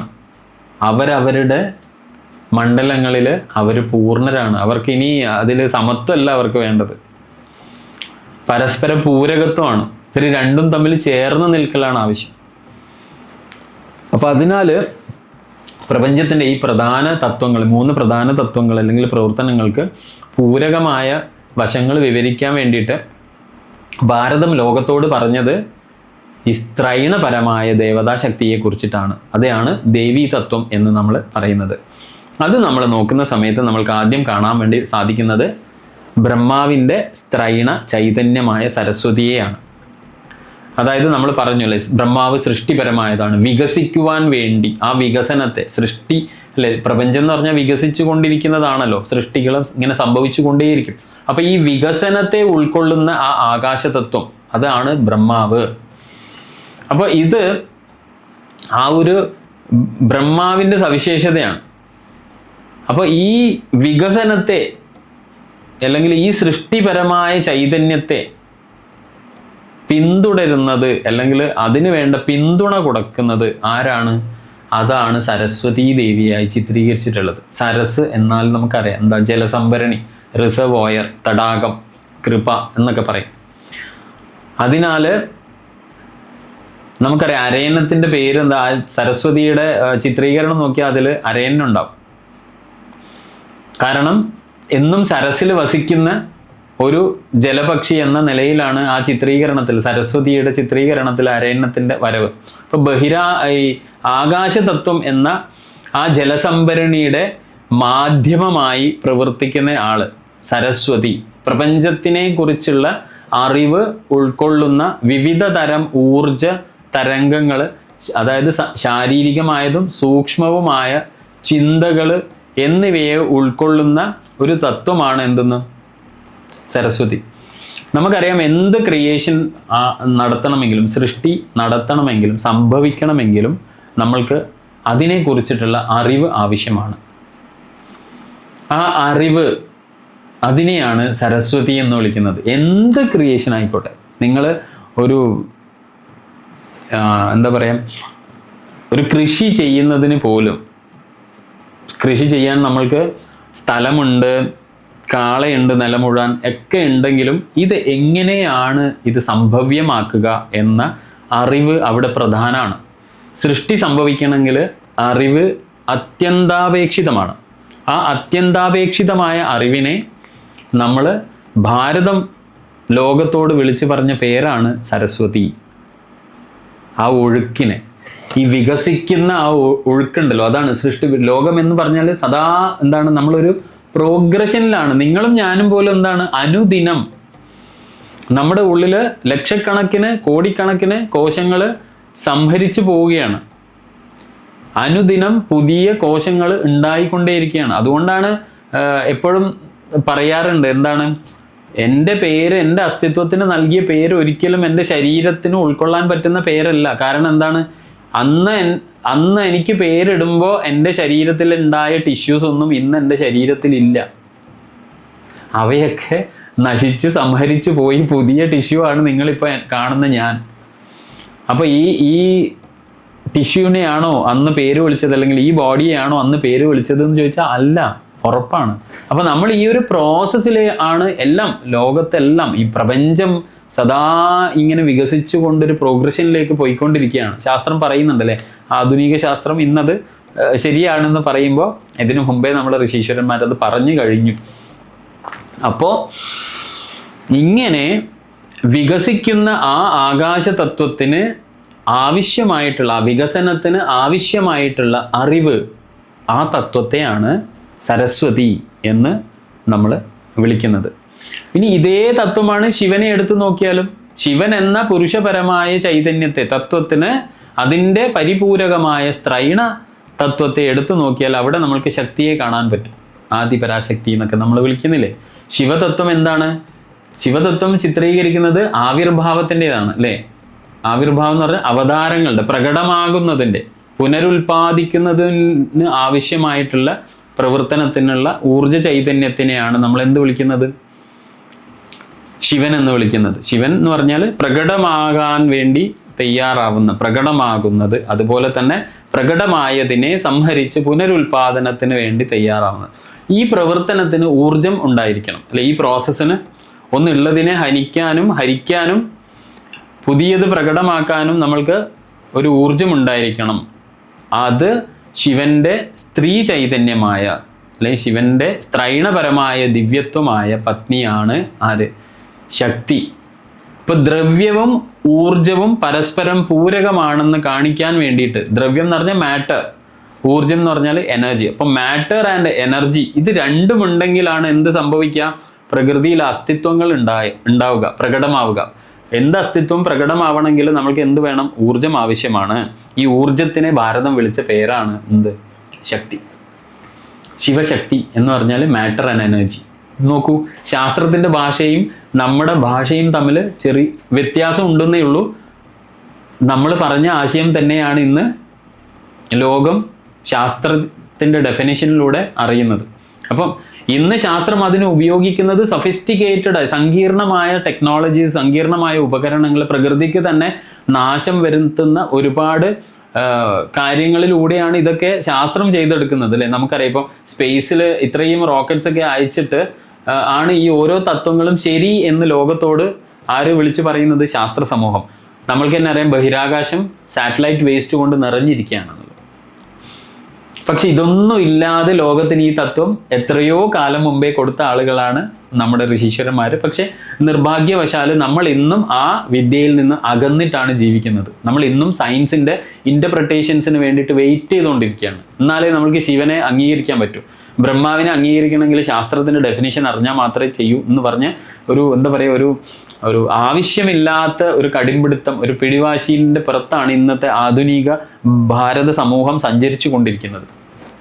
അപ്പോൾ ശിവനെയും ശക്തിയെയും പരസ്പര പൂരകങ്ങളായി ചിത്രീകരിക്കുന്ന മനുഷ്യ ശരീരത്തിന്റെ രണ്ട് തുല്യ ഭാഗങ്ങളായിട്ട്, ഇപ്പം ശരീരം എടുത്തു നോക്കിയാൽ രണ്ട് തുല്യ ഭാഗങ്ങളായിട്ട്, വളരെ എന്ത് രസമുള്ള സങ്കല്പമാണെന്ന് നോക്കൂ നിങ്ങൾ. അർദ്ധനാരീശ്വരിയായ അല്ലെങ്കിൽ അർദ്ധനാരീശ്വരനായ ശിവൻ.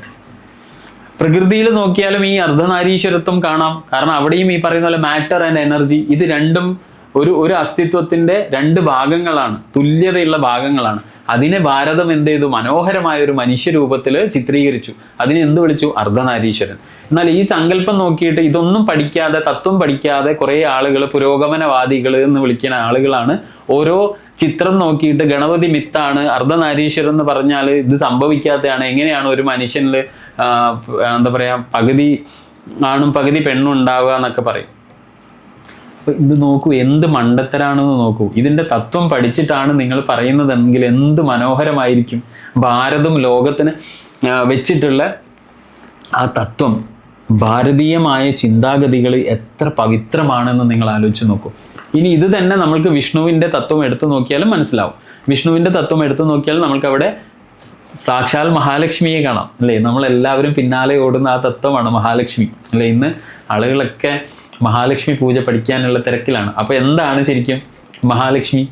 മഹാലക്ഷ്മി എന്ന് പറഞ്ഞാൽ നേരത്തെ പറഞ്ഞ വിഷ്ണു തത്വമുണ്ട്, വ്യാപിക്കുന്നതിനും പ്രവഹിക്കുന്നതിനും വേണ്ടിയിട്ട് ഒരു ശക്തിക്ക് അത് പ്രവർത്തിക്കാൻ വേണ്ടിയിട്ട് ഉള്ള ഒരു ലക്ഷ്യം ആവശ്യമാണ്. എന്ത് കാര്യം നമ്മളിപ്പോൾ എവിടേക്ക് പോകാൻ നമ്മൾ റെഡി ആയാലും, നമ്മൾ എന്ത് പ്രവർത്തനം ചെയ്യുമ്പോഴും നമ്മൾക്ക് കൃത്യമായ ഒരു ഗോൾ ഉണ്ടാവണം, അല്ലേ? എന്നാലാണ് ആ പ്രവൃത്തി വളരെ കൃത്യമായി നമ്മൾക്ക് ചെയ്ത് തീർക്കുവാൻ വേണ്ടിയിട്ട് സാധിക്കും. ഒരു പ്രോജക്റ്റ് എടുത്താലും അങ്ങനെയാണ്. നമ്മൾക്ക് ആ പ്രോജക്റ്റ് തീരേണ്ട ഒരു കട്ട് ഓഫ് ഡേറ്റ് ഉണ്ടാവും, പ്രോജക്റ്റ് കംപ്ലീഷൻ ഡേറ്റ് ഉണ്ടാവും, അല്ലേ? ഇനിയിപ്പോൾ എക്സാമിനാണെങ്കിൽ പോലും നമ്മളൊരു പരീക്ഷ ചെയ്യുന്നുണ്ടെങ്കിൽ പോലും എന്ത് ചെയ്യും? നമ്മൾ ഇത്ര ദിവസം കൊണ്ട് പഠിച്ചു വെക്കണം, ലക്ഷ്യമാണ്.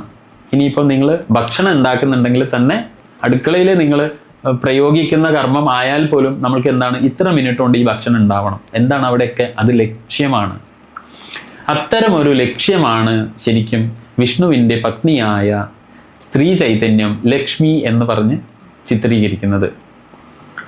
ലക്ഷ നമ്മുടെ ശരീര ശാസ്ത്രവുമായിട്ട് ബന്ധപ്പെടുത്തിയാൽ ലം എന്ന് പറയുന്നത് മൂലാധാര ചക്രത്തിൻ്റെ എന്താണ്? മൂലാധാര ചക്രത്തിൻ്റെ ബീജ ശബ്ദമാണ് ലം. ഷം എന്നുള്ളത് ആജ്ഞാചക്രത്തിൻ്റെയും. അപ്പോൾ നമ്മുടെ ഉള്ളിലുള്ള ഇത് ഞാൻ പറയുന്നത് നമ്മുടെ മനുഷ്യൻ്റെ ശരീരശാസ്ത്രവുമായിട്ട് നിങ്ങളതൊന്ന് ശരീരശാസ്ത്രം യോഗ ദൃഷ്ടിയിൽ നിങ്ങൾ നോക്കിക്കഴിഞ്ഞാൽ മനസ്സിലാവും. നമ്മുടെ ചൈതന്യം കുടികൊള്ളുന്ന കുണ്ടലിനി വസിക്കുന്ന മൂലാധാര ചക്രത്തിൻ്റെ ആദ്യത്തെ ബീജശബ്ദമാണ് ലം. അപ്പോൾ ചൈതന്യം ലമ്മിൽ നിന്ന് ഉത്ഭവിച്ച് അത് ആജ്ഞാചക്രം വരെ എത്തി നിൽക്കുമ്പോൾ, ഷം എത്തി നിൽക്കുമ്പോൾ അതിനെയാണ് നമ്മൾ എന്ത് വിളിക്കുക? എയിം, ലക്ഷ്മി, ലക്ഷ്യം. കാരണം എന്താണ് എൻ്റെ ജീവിത ലക്ഷ്യം? ഈ ചൈതന്യത്തെ, എൻ്റെ ഉള്ളിലുള്ള പരാശക്തി ചൈതന്യമാകുന്ന ഊർജ ചൈതന്യമാകുന്ന കുണ്ടലിനിയെ സഹസ്രാരത്തിലിരിക്കുന്ന ശിവനിൽ എത്തിക്കുക എന്നതാണ് എൻ്റെ ജീവിത ലക്ഷ്യം. ആ ജീവിത ലക്ഷ്യം പൂർത്തിയാവുന്നത് ലമ്മിൽ നിന്ന് തുടങ്ങി ക്ഷമ്മിൽ വരെ എൻ്റെ ചൈതന്യം പ്രവഹിക്കുമ്പോൾ ഞാൻ ആ ലക്ഷ്യം ഭേദിക്കുന്നു. അത് സഹസ്രാരത്തിലെ ശിവനുമായി ചേരും. നോക്കൂ എത്ര മനോഹരമായിട്ടാണ് ഓരോ പദങ്ങൾ പോലും, ലക്ഷ്മി എന്നുള്ള വാക്ക് പോലും നമ്മുടെ ഋഷീശ്വരന്മാർ നമ്മൾക്ക് തന്നിട്ടുള്ളത്. ആ പദങ്ങൾ, അതിലുള്ള ബീജ ശബ്ദങ്ങൾ ഉൾപ്പെടുത്തിയിട്ടാണ് ഒരു ഒരു ഒരു ഒരു വാക്ക് നമ്മൾക്ക് തന്നിട്ടുള്ളത്. അപ്പോൾ ഈ ലക്ഷ്യം എന്ന ധാതുവിന് ഉദ്ദേശം, ലക്ഷ്യം എന്നൊക്കെ അർത്ഥമുണ്ട്. ഇപ്പോൾ ഒരു ദാർശനിക തലത്തിൽ, അല്ലേ, ദർശനത്തിൻ്റെ തലത്തിൽ നോക്കിയാൽ ലക്ഷ്യമില്ലാത്ത അല്ലെങ്കിൽ ഉദ്ദേശമില്ലാത്ത ജീവിതം അർത്ഥശൂന്യമാണ്, അല്ലേ? അതൊരു അടിസ്ഥാന തലത്തിൽ നോക്കിയാൽ ഒരു ലക്ഷ്യമോ ജീവിക്കാനുള്ള കൃത്യമായ ഒരു ഉദ്ദേശമില്ലാത്ത ജീവിതം തന്നെ മുൻപോട്ട് പോവുക വളരെ അപകടം പിടിച്ചതാണ്, വളരെ പ്രശ്നം ആയിരിക്കും. ഒരു ഉദ്ദേശമില്ലാതെ നമ്മൾ ജീവിക്കാൻ ശ്രമിച്ചാൽ, ജീവിക്കാനുള്ള ആഗ്രഹം തന്നെ മനുഷ്യന് ശ്വസിക്കാനും ജീവിക്കാനുമുള്ള, അല്ലേ? ജീവിതം എന്ന് പറഞ്ഞാൽ തന്നെ എന്താണ്? ശ്വസിക്കാനുള്ള ഒരു മനസ്ഥിതി, അല്ലേ? ശ്വാസം അകത്തേക്ക് എടുത്ത്, അല്ലേ, ആ ശ്വാസത്തിലൂടെ മനുഷ്യ ശരീരത്തിൻ്റെ പ്രവർത്തനങ്ങളൊക്കെ ഏകോപിച്ച് വരുമ്പോഴാണ് മനസ്സ് എന്ന കാര്യത്തിൽ നിന്ന് ആഗ്രഹങ്ങൾ ജനിക്കുന്നത്, അല്ലേ? ശ്വാസം മനസ്സുമായി ബന്ധപ്പെട്ടതാണ്. നോക്കൂ നിങ്ങൾ, ശാസ്ത്രീയപരമായിട്ട് പോലും ആ തത്വം തെളിയിക്കാൻ ഇതിലപ്പുറത്ത് എന്താണ് നമ്മൾക്ക് ആവശ്യം? അങ്ങനെ ജീവൻ നിലനിൽക്കാൻ വേണ്ടിയിട്ട് ലക്ഷ്യം അല്ലെങ്കിൽ ലക്ഷ്മി നമ്മൾക്ക് ആവശ്യമാണ്. അത് അത്യന്താപേക്ഷിതമാണ്. അതിനാൽ തന്നെ അവള് ആരോഗ്യവും സമ്പത്തുമായിട്ട് ബന്ധപ്പെട്ടിരിക്കുന്നു അല്ലെ. മനുഷ്യന് നിലനിൽക്കണമെങ്കിൽ ആരോഗ്യം ആവശ്യമാണ് എൻ്റെ ശരീരത്തിന്. അതുപോലെ തന്നെ എനിക്ക് എന്താണ് ആവശ്യം? സമ്പത്തും ആവശ്യമാണ്. അതുകൊണ്ട് മനുഷ്യരാശിയെ ജീവനോടെ നിലനിർത്തുവാനും അവരെ ആ പുരോഗതിയിലേക്ക് കൈപിടിച്ച് കൊണ്ടുപോവാനും വേണ്ട ഒരു തത്വം. ഇപ്പം ബ്രഹ്മാണ്ടത്തെ എടുത്താൽ ഈ പറയുന്ന പോലെ ആ പ്രോഗ്രഷന് വേണ്ടിയിട്ട് നിലനിർത്തുക എന്ന ആ പ്രോഗ്രഷന് ഒരു എയിം ഉണ്ടാവണം അല്ലേ. സൂര്യൻ ഉദിക്കുന്നതിനൊരു എയിമുണ്ട്, അസ്തമിക്കുന്നതിനൊരു എയിമുണ്ട്. പ്രപഞ്ചത്തിൽ നോക്കിയാൽ ഒരു കാറ്റ് വീശുന്നതിന് പോലും ഒരു എയിമുണ്ട്. മഴ വരുന്നത് അല്ലെ, സൂര്യൻ്റെ തപം അല്ലെങ്കിൽ സൂര്യൻ്റെ താപത്തിന് പോലും കൃത്യമായ ലക്ഷ്യമുണ്ട്. കാരണം എന്താ? ബാഷ്പീകരണം. അത് ഘനീഭവിപ്പിച്ച് അടുത്ത പ്രദേശങ്ങളിൽ അടുത്ത കാലത്ത് വൃഷ്ടി ഉണ്ടായാൽ മാത്രമേ ആ പ്രദേശത്ത് അന്നം വളരുകയുള്ളൂ. ആ പ്രദേശത്ത് അങ്ങനെ അന്നം വളർന്നാൽ മാത്രമേ അവിടെയുള്ള ജീവജാലങ്ങളിൽ ജീവചൈതന്യം നിലനിൽക്കും. നോക്കൂ, ഇത് വലിയൊരു തത്വമാണ്. ഇത്രയും വലിയ തത്വമാണ് നമ്മൾ ലോകത്തോട് വിളിച്ചു പറഞ്ഞിട്ടുള്ളത്. ഇതാണ് ഭാരതത്തിൻ്റെ യഥാർത്ഥ ജ്ഞാന പാരമ്പര്യം. ഈ ജ്ഞാനം തേടിയിട്ടാണ് ലോകം തികച്ചും നമ്മുടെ അടുത്തേക്ക് വന്നത്. എന്നാൽ ഇന്ന് ആധുനിക ഭാരതത്തിൻ്റെ അവസ്ഥ നോക്കൂ. ഇത്രയും വലിയ ഒരു ഖനിയുടെ മുകളിലാണ് നമ്മൾ എല്ലാവരും ഇരിക്കുന്നത്. ഏത് ഖനിയുടെ? ഇത്രയും മഹത്തായ വിദ്യയുടെ മുകളിലാണ് നമ്മൾ ഇരിക്കുന്നത്. നമ്മുടെ പിതൃക്കളായ ഋഷീശ്വരന്മാർ നമ്മൾക്ക് തന്നത്. പക്ഷെ നമ്മൾ അതിന് വില കൽപ്പിക്കാതെ വെറും ഭൗതികമായ കാര്യങ്ങൾ മാത്രമാണ് ജീവിതം എന്ന് വിചാരിച്ച് ലക്ഷ്യബോധം മറന്ന്, ലക്ഷ്യം എന്ന് പറയുമ്പോൾ ഇനി എപ്പോഴും ഓർക്കണം അത് ലക്ഷ്മിയാണ്. അപ്പം ഭാരതീയ ചിന്താഗതിയിൽ അല്ലെങ്കിൽ ഭാരതീയ ചിന്താധാരയിൽ വ്യത്യസ്തമായ തത്വങ്ങളുടെ പ്രവർത്തനമാണ്. ഇതൊക്കെ വ്യത്യസ്തമായ തത്വങ്ങളുടെ ഒരു പ്രവർത്തനമാണ്. ആ പ്രവർത്തനങ്ങളോട് അന്തർലീനമായി അവയുടെ അടിസ്ഥാന തത്വങ്ങളാണ് നമ്മൾ ഈ പറയുന്ന ത്രിമൂർത്തി സങ്കല്പങ്ങളെ മനസ്സിലാക്കുന്നു. ഓരോ പ്രവർത്തന തത്വവും അതിനൊരു പുല്ലിംഗമായ അല്ലെങ്കിൽ ഒരു പുരുഷ സഹജമായ ദിവ്യ തത്വം ഉണ്ടാവും. ആ തത്വത്തെ തന്നെ പൂരകമായി, ആ തത്വത്തിന് പിന്തുണ നൽകുന്ന ഒരു തത്വമായി അല്ലെങ്കിൽ ചൈതന്യമായി അവിടെ ഒരു സ്ത്രൈണ ചൈതന്യവും ഉണ്ടാവും. ഇവർ രണ്ടും കൂടെ ചേർന്ന് പ്രവർത്തിച്ചാൽ മാത്രമേ പ്രപഞ്ചത്തിൻ്റെ ആവിർഭാവവും പ്രപഞ്ചത്തിൻ്റെ നിലനിൽപ്പും പ്രപഞ്ചത്തിൻ്റെ ലയവും, അതാണ് സംഹാരം എന്ന് പറയുന്നത്. അത് പുനർനിർമ്മിതിക്ക് വേണ്ടിയിട്ടുള്ള ലയമാണ് അല്ലേ. ഇങ്ങനെ അത്തരം പ്രവർത്തനത്തിൻ്റെ അടിസ്ഥാന ഘടകം, അടിസ്ഥാന തത്വം അതിൻ്റെ പൂരക പങ്കാളിത്തമായി കണക്കാക്കുന്നു. അങ്ങനെ ഇവർ രണ്ടുപേരും കൂടെ ഒരുമിച്ചിട്ടാണ് ഈ പ്രപഞ്ചത്തിൻ്റെ ക്രമം നിലനിർത്തുന്നത് എന്ന തത്വം നമുക്ക് ലോകത്തോട് വിളിച്ച് പറയാനുണ്ട്. അത് ലോകത്തിന് മുമ്പിൽ നേരത്തെ വിളിച്ചു പറഞ്ഞു ഭാരതം. പക്ഷേ നമ്മൾ ഇന്നും അത് സ്വീകരിക്കാതെ, ഈ തത്വങ്ങളൊന്നും അറിയാതെ നമ്മൾ ആധ്യാത്മിക യാത്രയിൽ സഞ്ചരിക്കുവാൻ വേണ്ടി ശ്രമിച്ചാൽ നമ്മൾക്കുണ്ടാവാൻ പോകുന്ന വിപത്ത് എന്ന് പറഞ്ഞാൽ, ഒരു കാലം കഴിഞ്ഞാൽ നമ്മൾക്ക് ഈ ആധ്യാത്മികമായ അനുഭവങ്ങൾ അല്ലെങ്കിൽ അനുഭൂതികൾ ഒന്നും നമ്മൾക്ക് ജീവിതത്തിൽ നേടുവാൻ വേണ്ടി കഴിയില്ല. ആ സമയത്ത് നമ്മൾ എന്ത് ചെയ്യും എന്ന് പറഞ്ഞാൽ, ഇതിലൊന്നും കാര്യമില്ല എന്ന് പറഞ്ഞ് ഈ പാവനമായ അറിവിനെ, ഈ അറിവിൻ്റെ ഭണ്ഡാരത്തെ നമ്മൾ വലിച്ചെറിയും.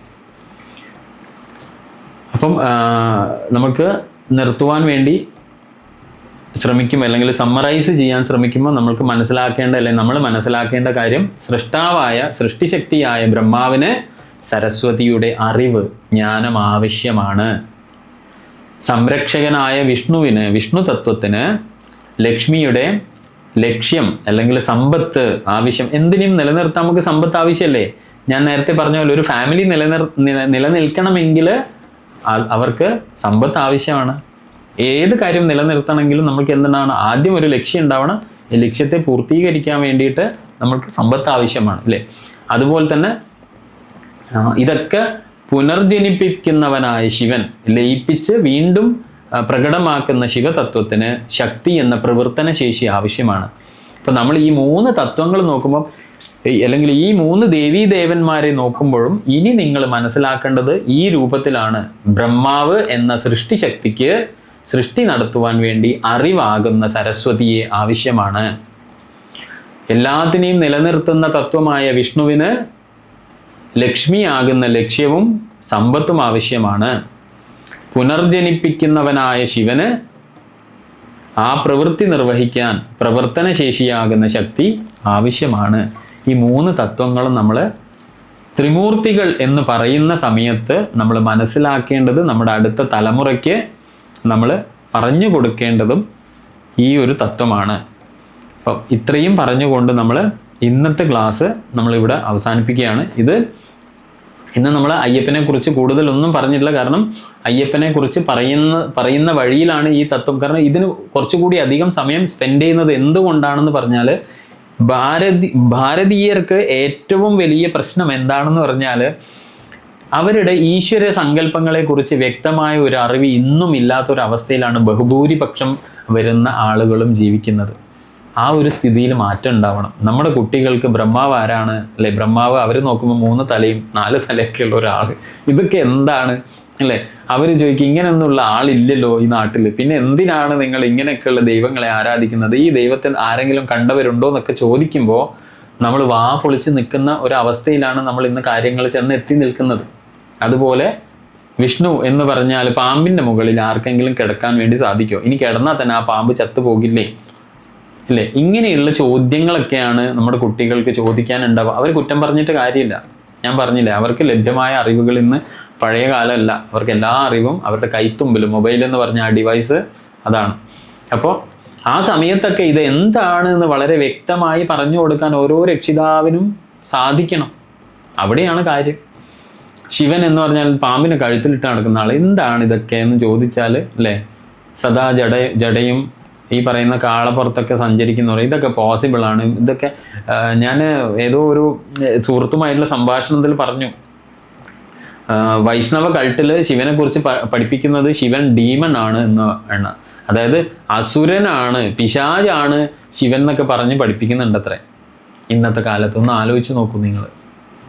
ഇത് കേട്ടാൽ ആ കുട്ടിക്ക് തീർച്ചയായും വിശ്വസിച്ച് പോകും. കാരണം അവൻ കാണുന്ന രൂപം അങ്ങനത്തെയാണ്, അല്ലേ? ഒരു ഡെമനൈസ്ഡ് ആയ ഒരാളിനെയാണ് അവൻ ഭഗവാൻ എന്ന രൂപത്തിൽ കാണുന്നത്. ആ സമയത്ത് അവൻ സ്വാഭാവികമായി ചിന്തിച്ചു പോകില്ലേ? അയാളോട് ഒരാൾ ഇത് തന്നെയാണെന്ന് പറഞ്ഞാൽ അയാൾ വിശ്വസിച്ച് പോകില്ലേ?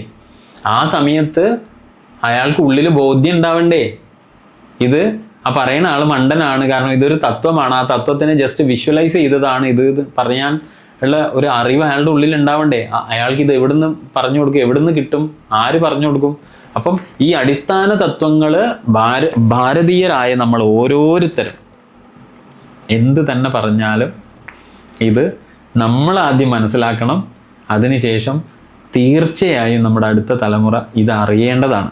നിങ്ങൾ വേറെ ഒരു എപ്പിസോഡും നിങ്ങൾ ഫോർവേഡ് ചെയ്തിട്ടില്ലെങ്കിലും നിങ്ങൾ ഈ അടിസ്ഥാന തത്വങ്ങൾ വിശദീകരിക്കുന്ന എപ്പിസോഡ്സ് എങ്കിലും നിങ്ങൾ നിങ്ങളുടെ കുടുംബങ്ങളിലും നിങ്ങളുടെ അടുത്ത തലമുറയും നിങ്ങളുടെ തറവാട്ടിലൊക്കെ ഉള്ള കുട്ടികൾക്ക്, ഇതെല്ലാവർക്കും അറിയില്ല എന്ന് ഞാൻ പറയില്ല കേട്ടോ, എന്നെക്കാളും അറിയുന്ന കുട്ടികൾ ഇന്നുണ്ട്.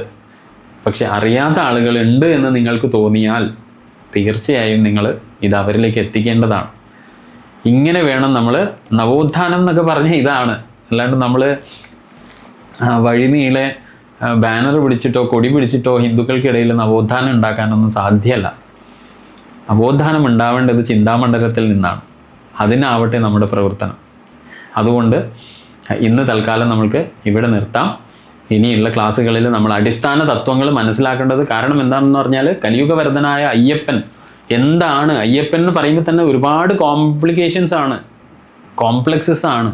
ഒരുപാട് പേർക്ക് ഇത് എൻ്റെതാണ്, ഈ ആചാരമാണ്, ആ ആചാരമാണ് നല്ലത്, ഇത് അങ്ങനെ ഉണ്ടായിരുന്നില്ല, ഇതിപ്പോൾ എന്താ പറയുക, സ്ത്രീ പ്രവേശം, ഇങ്ങനെയുള്ള ഒരുപാട് കോംപ്ലക്സസിൽ നിൽക്കുകയാണ് ശബരിമല. അതുകൊണ്ട് തന്നെ തത്വം അറിഞ്ഞ് ശബരിമല എന്താണെന്ന് അറിയുമ്പോൾ നമ്മൾ അതിനെ നമിക്കും. ഇത്രയും വലിയൊരു തത്വമാണല്ലോ ഈശ്വര നമ്മൾ ഇത്രയും കാലം അറിയാതെ എന്തോ കാട്ടിക്കൂട്ടിയത് എന്ന് നമ്മൾക്ക് മനസ്സിലാവും. അതുകൊണ്ട് എല്ലാവരോടും ഞാൻ വീണ്ടും അഭ്യർത്ഥിക്കുകയാണ്, നമ്മൾ ഈ ഒരു ജ്ഞാന പരമ്പര പരമാവധി ആളുകളിലേക്ക് എത്തിക്കണം. നമ്മുടെ ഹിന്ദുവിൻ്റെ സനാതനിയുടെ ഒരു ജീവിതചര്യ എന്താണ്, ലോകത്തോട് അവൻ വിളിച്ചു പറഞ്ഞത് എന്താണ്, എൻ്റെ ദൈനംദിന ജീവിതത്തിൽ ഞാൻ കൈകൂപ്പുന്ന, ഞാൻ വിളക്ക് വെക്കുന്ന തത്വം, ആ രൂപം എന്താണ് എന്ന് അറിഞ്ഞു ചെയ്യുമ്പോൾ നിങ്ങൾക്ക് ഒരുപാട് നന്മയുണ്ടാവും. മനസ്സിൽ തന്നെ ഒരുപാട് ശാന്തതയുണ്ടാവും. നിങ്ങൾ ലോകത്തിനെ നോക്കിക്കാണുന്നതിൻ്റെ മാനം തന്നെ, ആ കണ്ണുകൾ തന്നെ മാറും, വീക്ഷണം തന്നെ മാറും. അപ്പം അതുകൊണ്ട് ഇത്രയും നേരം എന്നെ കേട്ട നിങ്ങൾക്ക് എല്ലാവർക്കും നന്ദി അറിയിക്കുന്നു. അടുത്ത ക്ലാസ്സിൽ അല്ലെങ്കിൽ അടുത്ത ദിവസം രാവിലെ നിങ്ങളെല്ലാവരും കാണാമെന്ന പ്രതീക്ഷയിൽ ഇതൊക്കെ നിങ്ങളുടെ മുമ്പിൽ എത്തിക്കാൻ സഹായിച്ച ആ ഒരു ശബരിമല ധർമ്മശാസ്താവിനും നന്ദി പറഞ്ഞുകൊണ്ട് ഇന്ന് നമുക്കിവിടെ അവസാനിപ്പിക്കാം. സ്വാമിയേ ശരണമയ്യപ്പ.